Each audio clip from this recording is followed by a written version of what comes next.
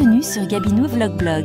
Ici, on partage des instants de foi, de réflexion et d'inspiration. Rejoignez-nous pour explorer des thèmes comme la prière, la santé, la famille et plus encore. Merci d'être avec nous. Avançons ensemble avec grâce.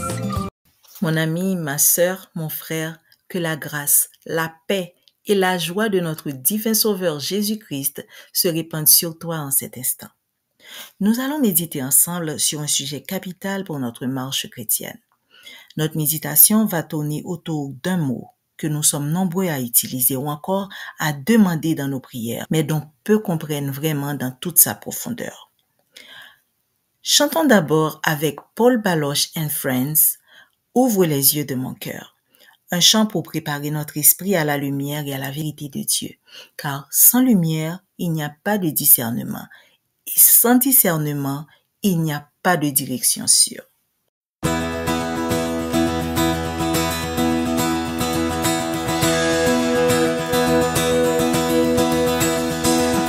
Ouvre les yeux de mon cœur, Père. Ouvre les yeux de mon cœur. Je désire te voir. Je désire te voir. Ouvre les yeux de mon cœur, Père. Ouvre les yeux de mon cœur. Je désire te voir. Je désire te voir. Ouvre les yeux de mon cœur, Père. Ouvre les yeux de mon cœur. Je désire te voir. Je désire te voir. Ouvre les yeux de mon cœur, Père. Ouvre les yeux de mon cœur. Je désire te voir. Je désire te voir. Élevé au plus haut des cieux, rayonnant de l'éclat de ta gloire. Répands ton amour, ta force, alors que nous chantons, tu es saint. Ouvre les yeux de mon cœur, Père. Ouvre les yeux de mon cœur. Je désire te voir. Je désire te voir. Ouvre les yeux de mon cœur, Père. Oh, ouvre les yeux de mon cœur. Je désire te voir. Je désire te voir. Élevé au plus haut des cieux, rayonnant de l'éclat de ta gloire. Répands ton amour, ta force, alors que nous chantons, tu es saint. Élevé au plus haut des cieux, rayonnant de l'éclat de ta gloire. Répands ton amour, ta force, alors que nous chantons, tu es saint. Oh, tu es saint, tu es saint. Tu es saint, tu es saint. Tu es saint, tu es saint. Je désire te voir. Oh, tu es saint, tu es saint. Tu es saint, tu es saint. Tu es saint, tu es saint. Je désire te voir. Oh, oh, tu es saint. Oh, saint, saint. Oh, saint, saint. Oh, je désire te voir. Tu es saint. Oh, tu es saint. Saint.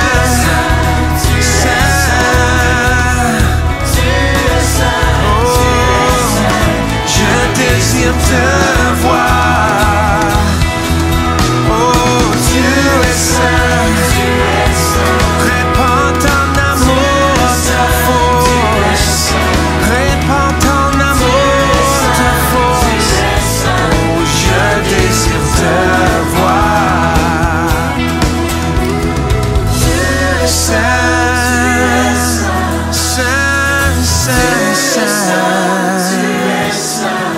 Saint, Saint, Saint, je désire te voir.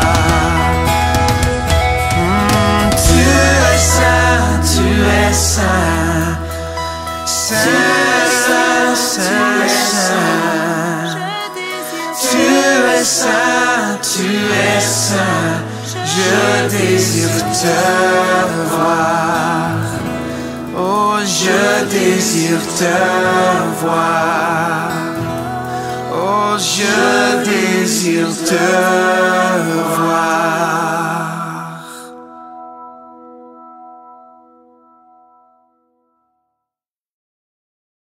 Prions. Notre Père, notre Dieu, toi qui es lumière et vérité, nous venons à toi aujourd'hui avec un cœur ouvert. Nous te demandons dans l'humilité et la foi. Éclaire-nous, enseigne-nous, parle à chacun de nous selon notre besoin personnel. Donne-nous un cœur sage, capable de discerner, de comprendre et d'obéir à ta voix. Merci de m'accorder à nouveau d'être l'instrument que tu utilises, tel un haut-parleur pour partager ton message. Que grâce au Saint-Esprit, tout ce qui pourrait venir de moi soit bloqué afin qu'aucune altération ne soit faite à ta parole. Dans le nom de mon Sauveur Jésus-Christ, je te prie. Amen. Le thème d'aujourd'hui est « Seigneur, accorde-nous le discernement ». On entend souvent cette prière dans les églises, dans les groupes de jeûne et de prière, dans les chants, mais arrêtons-nous un instant et posons-nous une question essentielle. Qu'est-ce que nous demandons vraiment quand nous prions ainsi? Lisons le texte principal trouvé dans Hébreux 5, verset 14.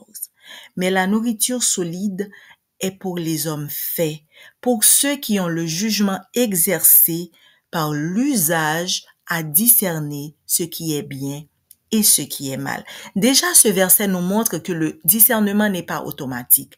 Il s'apprend, il se développe. Il est comme un muscle spirituel qui devient plus fort à mesure que nous nous nourrissons de la vérité et que nous la mettons en pratique. Parlons franchement, qu'est-ce que le discernement? Est-ce une intuition? Une intelligence particulière? Est-ce pour les prophètes seulement? Est-ce mystique?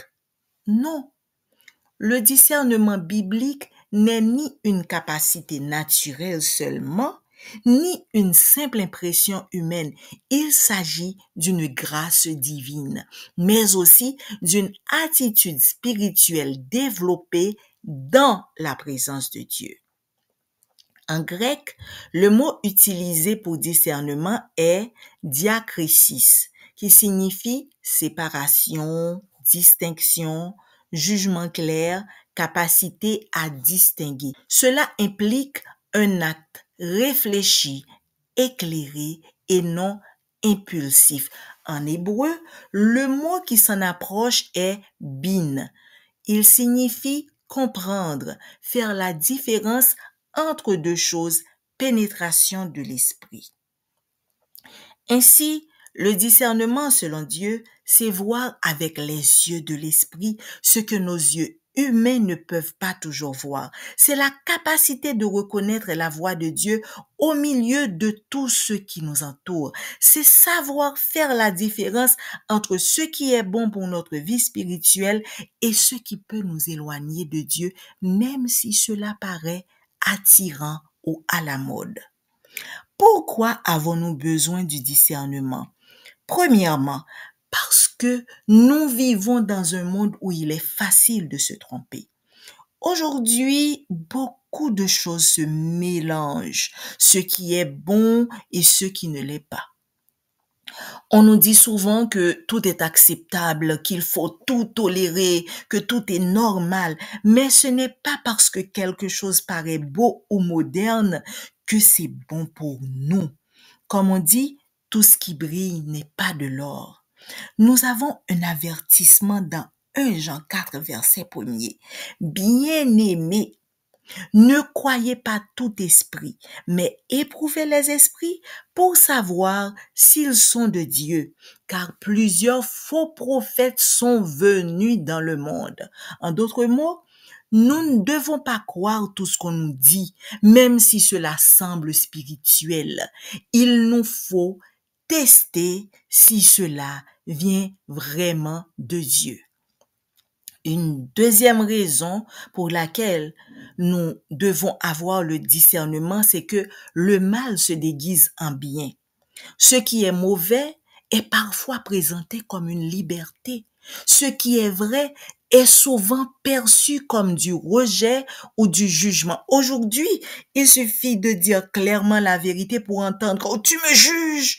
On me juge encore! Je suis jugé! » Même quand la vérité est dite avec l'amour du Christ et la douceur de l'esprit, beaucoup refusent de l'accepter. Ils préfèrent qu'on approuve leurs défauts, leurs mauvaises attitudes ou leurs paroles blessantes plutôt que de les remettre en question. Cela peut décourager certains de parler avec franchise par peur de blesser ou d'être rejetés. Mais le discernement nous aide à rester fidèles à Dieu, même dans un monde qui confond vérité et condamnation. Aujourd'hui, le péché se présente comme une liberté et l'attachement à la vérité est traité comme du jugement. Le discernement devient donc essentiel pour ne pas perdre notre repère, notre boussole spirituelle. Nous avons besoin de discernement parce que Satan se déguise. 2 Corinthiens 11, verset 14 nous dit, Satan lui-même se déguise en ange de lumière. Il ne vient pas avec des cornes et un visage effrayant. Ça, c'est un mensonge que depuis longtemps Satan véhicule pour nous distraire. Il ne vient pas comme ça, non. Il peut parler comme un croyant. Utiliser un langage religieux, flatter, séduire et même citer la Bible.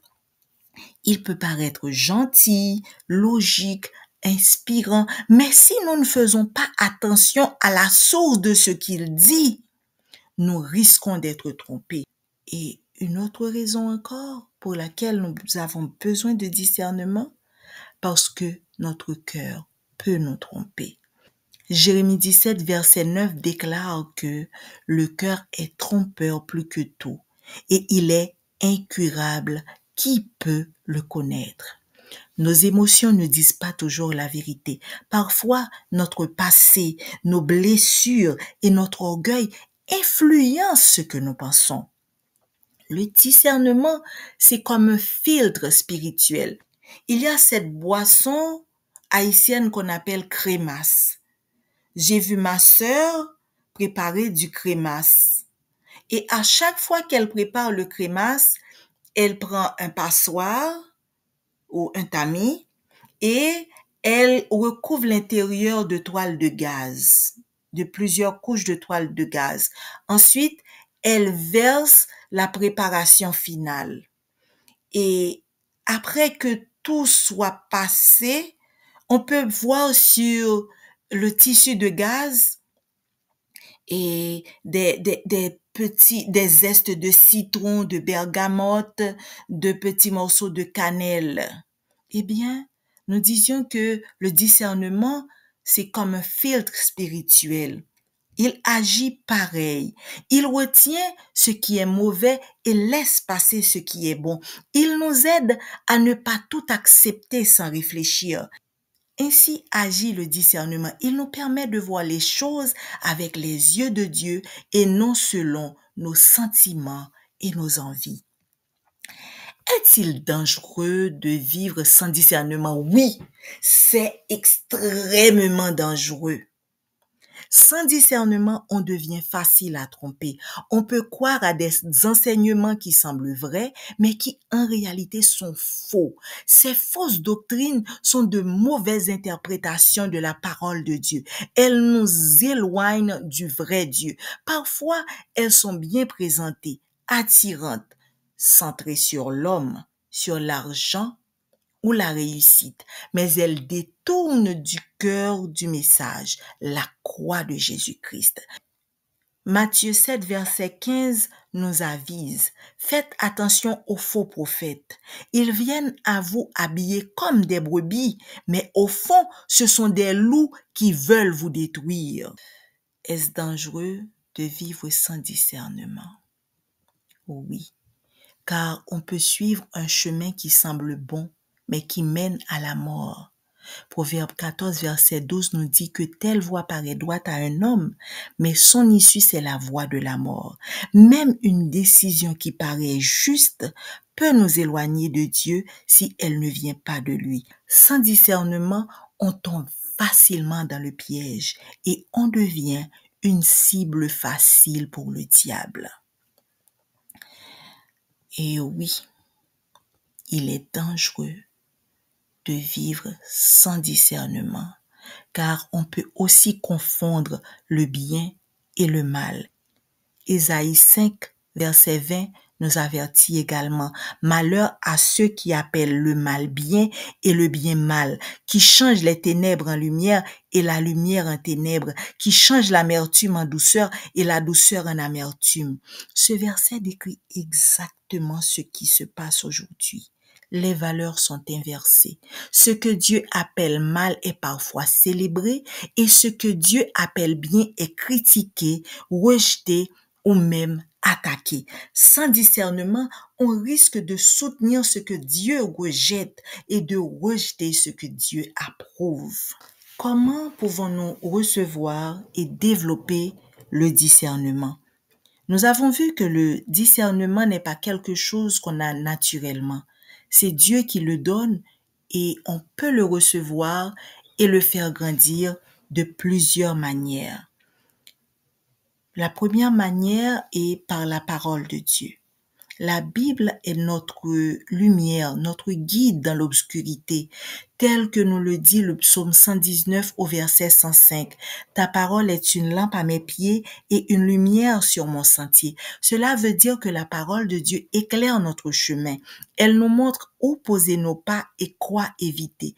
Sans la Bible, nos pensées peuvent partir dans tous les sens, mais quand on lit la parole avec un cœur ouvert, elle nous corrige, nous forme et nous rend capables de mieux discerner. La deuxième manière est par la prière. Parle à Dieu et demande-lui de t'aider à voir clair. Jacques 1er, verset 5 dit que si quelqu'un d'entre vous manque de sagesse, qu'il la demande à Dieu qui donne à tous simplement et sans reproche et elle lui sera donnée. Là, nous voyons de la gratuité. On ne perd rien. Et nous savons que Dieu donne en abondance. Dieu ne rejette pas celui qui cherche à comprendre. Quand on prie sincèrement, Dieu ouvre nos yeux. Le Saint-Esprit nous enseigne ce que nous ne comprenons pas seuls. Il éclaire nos pensées. Il nous montre ce qui est bon et ce qui ne l'est pas. Et la troisième manière, c'est par l'usage spirituel, la pratique. Le discernement s'apprend aussi en marchant avec Dieu tous les jours. Plus tu passes du temps avec Dieu, plus tu reconnais sa voix. C'est comme un enfant qui reconnaît la voix de sa maman ou de son papa parmi tant d'autres personnes qui parlent. Plus tu écoutes Dieu, plus ton esprit apprend à faire la différence entre sa voix et les autres. Et la quatrième manière, c'est par l'humilité. Dieu ne parle pas à ceux qui pensent tout savoir. Dieu enseigne ceux qui reconnaissent qu'ils ont besoin de lui. Le discernement n'est pas donné aux orgueilleux, mais à ceux qui disent de tout cœur, Seigneur, enseigne-moi. Je ne veux pas me tromper. L'humilité ouvre la porte à la sagesse de Dieu. Prenons quelques exemples bibliques de discernement. 1 Roi 3, verset 9, nous parle du roi Salomon. Il a demandé à Dieu un cœur sage, capable de discerner le bien du mal. Il aurait pu demander la richesse, la gloire et la victoire sur ses ennemis. Mais il a choisi de demander le discernement. Et Dieu a été touché par cette prière. Mais avec le temps, Salomon s'est éloigné, il s'est laissé influencer par ses nombreuses femmes étrangères et s'est détourné vers d'autres dieux, des idoles, ce que Dieu désapprouve. Salomon a perdu son chemin. Cela nous montre que le discernement peut s'user, se brouiller si on ne reste pas attaché à Dieu.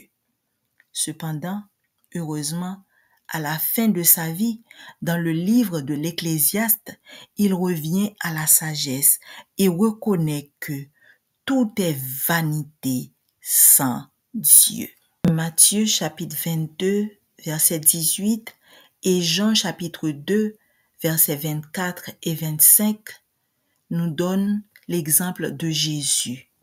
Jésus connaissait les pensées, les intentions cachées, les pièges.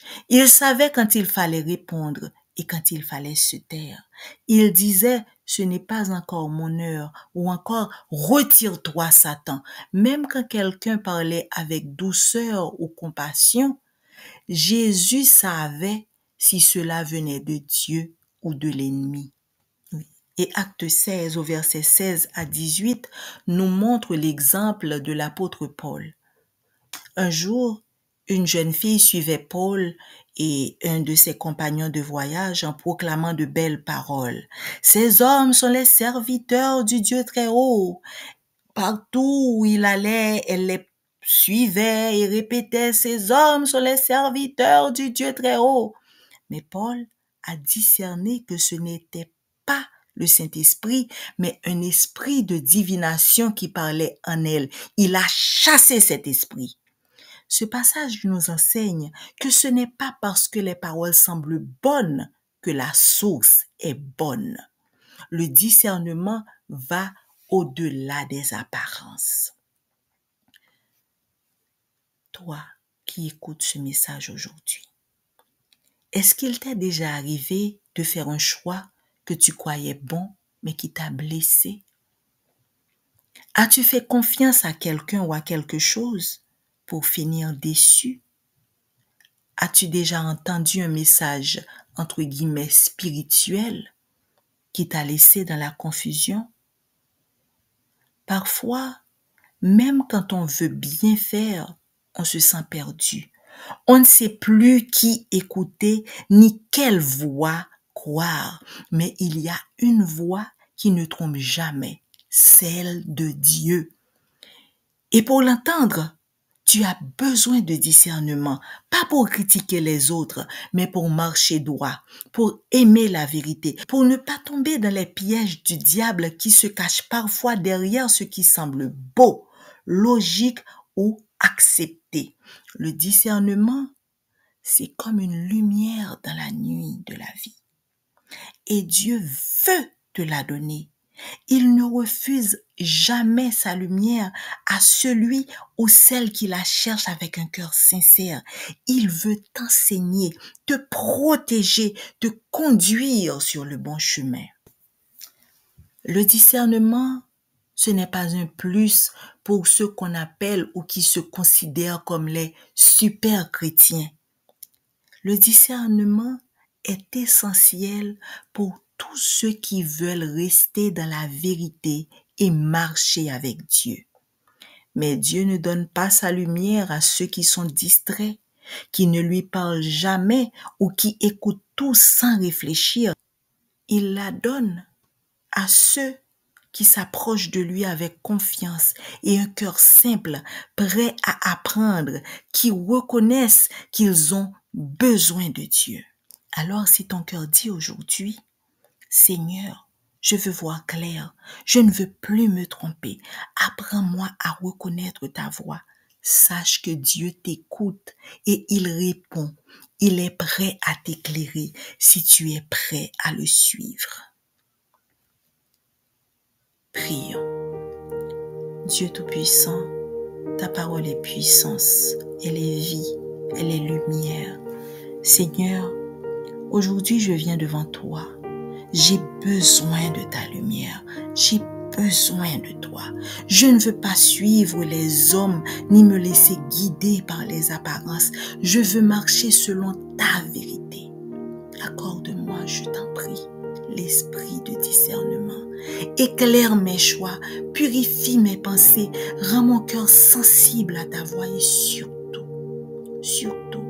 rends-moi sourde à toutes les voix qui ne viennent pas de toi et qui voudraient me tromper. Seigneur, je serais égoïste de ne pas te prier pour chaque être humain, enfant, femme, homme qui a besoin de discernement pour faire la différence entre le bien et le mal, entre le mensonge et la vérité. Je te prie spécialement pour ton enfant que tu vois, que tu connais et qui a écouté ce message. Remplis-le de ton Esprit Saint afin qu'il soit conduit dans toute ta vérité. Je te supplie aussi d'avoir pitié de ces loups, de ces chiens enragés, déguisés en brebis qui sont sous l'emprise du mal. Réveille leur conscience avant qu'il ne soit trop tard pour eux. Sauve ces âmes qui écoutent les mensonges de ces êtres déguisés. Accorde-leur l'esprit de discernement pour qu'ils soient libérés, qu'ils renoncent aux mensonges qu'ils ont entendus de ces chiens enragés, de ces loups déguisés, et qu'ils soient sauvés. Je te prie d'accorder l'esprit de discernement à la 4e génération libérée, un groupe de guerriers et de guerrières qui cherchent ta présence et qui prient sans cesse pour les autres. Aux membres de Komireb, qui te cherchent et qui aident à soulager la souffrance de ces personnes démunies qui vivent en Haïti. Au ministère de Kaïmarie et Louise, qui partagent ta parole et qui contribuent à sauver de la faim et de la nécessité des hommes, des femmes, des vieillards, des enfants vivant en Haïti, au ministère de la vie abondante qui proclame ta parole, et d'accorder le discernement à tous ceux qui œuvrent dans ton champ ou qui te cherchent à travers le monde. Au nom de Jésus-Christ, le juste, mon grand frère, je te prie. Amen. Merci d'avoir regardé cette vidéo sur Gabinoué Vlog Blog. Votre présence et votre soutien nous touchent profondément. Pensez à vous abonner, liker et partager pour rester connecté avec notre communauté. Que votre vie soit remplie de paix, d'inspiration et de sérénité. À très bientôt pour de nouveaux moments de partage.